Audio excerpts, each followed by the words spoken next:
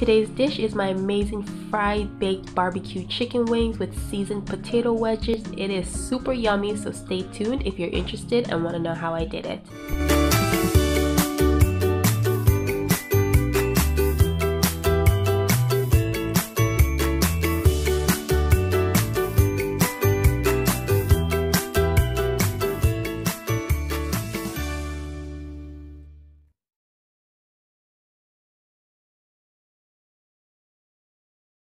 So I'm going to start with a half a cup of flour,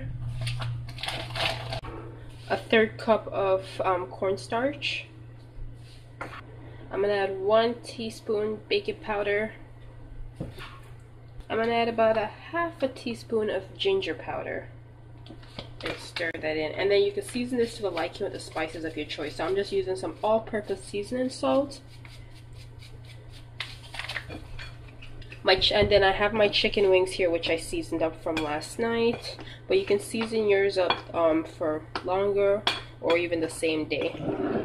And then you just want to mix that together. Now I'm going to go ahead and crack 1 egg into my mixture here, and I'm going to mix it in. You can either use the egg white alone, the entire egg, or whichever you prefer. Alright, so I've cracked my eggs, but I don't want to use the yolk, so I'm just going to go ahead and remove that and just use the whites of the egg. And now I'm just going to pour my egg white onto my chicken and just mix that in.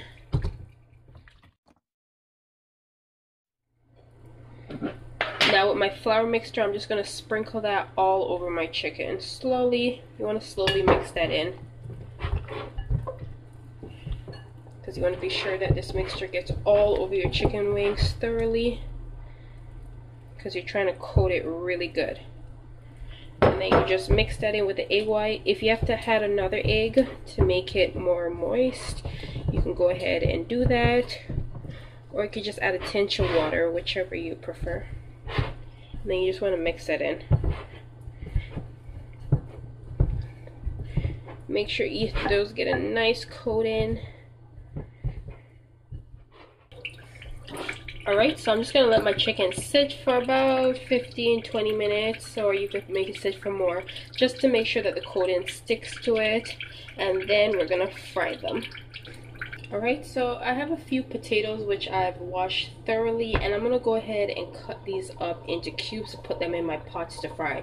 You can put them whole and then take them out of the pot after and cut them up, but this way is faster. They'll cook faster. And then I'm going to go ahead and just dice these into about 6, depending on how big they are. Alright, so I got all my potato cubes in my strainer, and I'm going to wash them one more time and add them to my pot now. Alright, so I'm going to add my potato in my pot and let those cook. It's easier if you have a strainer, because with a bowl, you know, it doesn't have to splash up, but you can just put the bowl in there too. Alright, I'm going to test if my oil's nice and hot, and it is. And now I'm just going to drop my wing in there. And I had turned down my stove before, so I'm just going to turn it back up. And now I'm just going to drop a few batches of my wings and let that fry. You don't want to overcrowd your pot. You want to give them each their own little room to fry. So you might have to do this 2 or 3 times, depending on how big your pot is and how much oil you have to spare. So that should be good, so I'm just going to let those fry.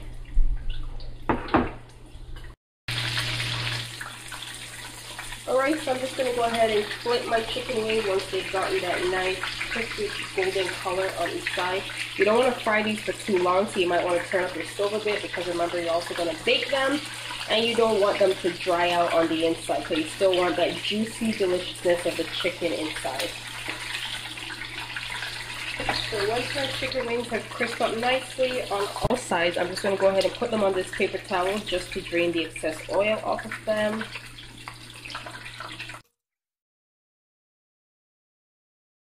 You can eat them just like this if it's some crispy chicken you want. So I'm just going to add the remainder of the rest of my chicken wings in here. Alright, so the reason why I added the baking powder is so the chicken and the flour batter that I made can remain soft. So you see how you hear that nice crunch, which is what you want to make. Because what I noticed with my general chicken when I had fried it and I didn't put any baking powder in the starch bag, it was a little bit tougher on the outside, but once you put in that sauce, it did soften up. But I just want it nice and crunchy, so when you bite into it, you can hear that nice crunch. Alright, so here I have some fresh parsley leaves and I have 1 green onion. I'm just going to go ahead and dice these up in almost like a, just very fine. I'm going to dice these up very fine to add these to my potato once they're done cooking. So in my blender, I'm just going to add a little piece of lemon, a small piece of onion, and 2 garlic. And I'm just going to add a little bit of water and just blend that up, and that will be a mixture that I'm just going to add all over my potato.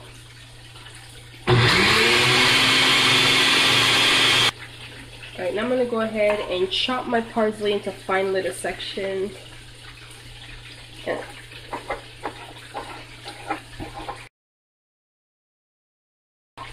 And you want to get these as fine as you can get them. Take your time, no rush. Alright, so I'm going to go ahead now and check my potatoes, see how they're doing. You don't want these to cook all the way through because remember, you have to leave a little room for when they're baking because you don't want them to be saggy. And this looks pretty good. My knife goes in enough, but not all the way through. So I'm going to go ahead and turn off my fire. And then with my strainer, I'm going to go ahead and strain them off. Alright, so you want to go ahead and just soak your potatoes in a little bit of cold water, because this will automatically stop the cooking process and cool them down.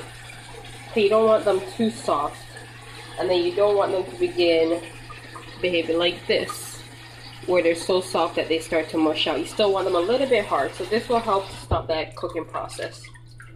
Alright, so I'm going to go ahead and I'm going to add my potato. If there's any badly mushed up ones like this that has no skin, you can go ahead and remove those. Alright, so I'm just going to pour a little bit of my onion mixture in my hands. And you just want to rub your hands together and just lightly touch the potatoes. Since they are a little bit cooked more than I should have, you don't want to squish them. So you just want to lightly brush this mixture over. If you have one of those like barbecue brushes, you can go ahead and use that and just lightly brush your mixture over your potato. But I have to use my hand since I don't have one of those handy right now.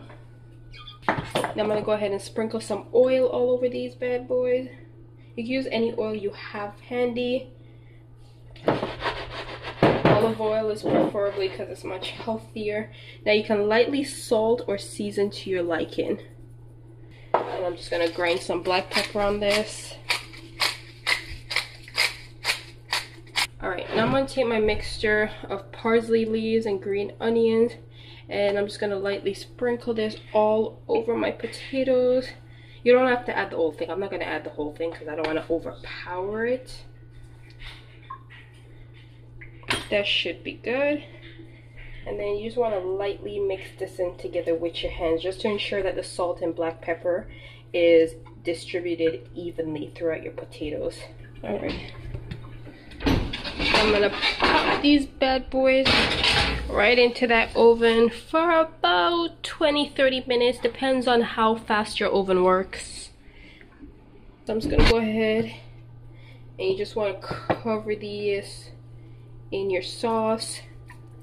However much sauce you have in there, you can literally have it floating in sauce. It's really all up to you.